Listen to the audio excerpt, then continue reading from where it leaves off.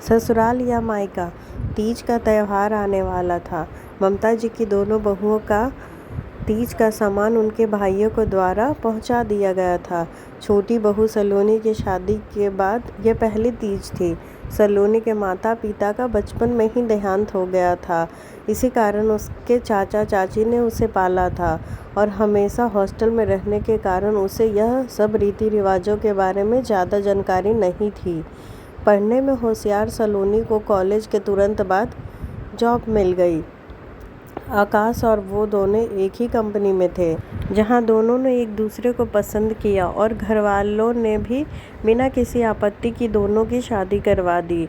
आज जब सलोनी ने देखा कि उसकी जेठानी के मायके से शगुन में ढेर सारा सुहाग का सामान, साड़ियाँ, मेहंदी, मिठाइयाँ आई है तो वो अपने आप को बहुत छोटा महसूस करने लगी।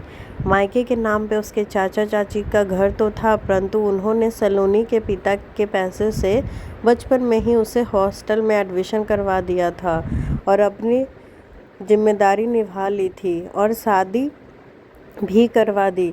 अपनी जिम्मेदारी से मुक्त हो गए थे। आखिर उसका शगुन का सामान कौन लाएगा, यह सोच सोचकर सलोनी की परेशानी बढ़ती जा रही थी। जेठानी को हंसी ठहाका करते देख उसे लगता कि शायद दोनों मिलकर उसकी मजाक उड़ा रही हैं। आज उसे पहली बार माँ बाप की सबसे ज़्यादा कमी खल रही थी। उस अगले दिन सलोनी की सास ममता जी ने उसे आवाज़ लगाते हुए कहा, सलोनी बहू, जल्दी से नीचे आ जाओ, देखो तुम्हारे मायके से तीज का शगुन आया है।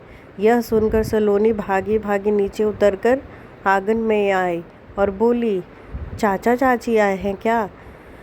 कहाँ हैं? मुझे बताया भी नहीं कि वो आने वाले हैं। सलोनी एक सांस में बोलती चली गई। उसे तो विश्वास ही नहीं हो रहा था कि उसके चाचा चाची भी कभी आ सकते हैं।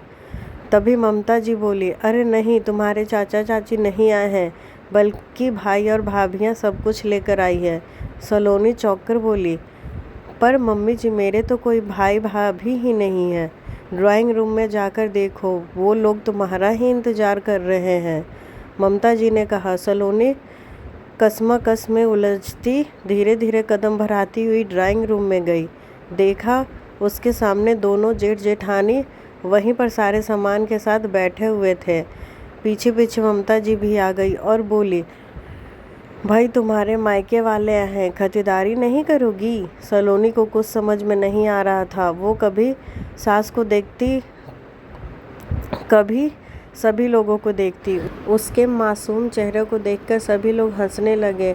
ममता जी बोली, कल जब तुम्हारी जेठानी के मायके से शगुन आया था तो हम सब ने तुम्हारी आंखों में वह नमी देख ली जिससे माता पिता के ना होने का गहरा दुख समाया था।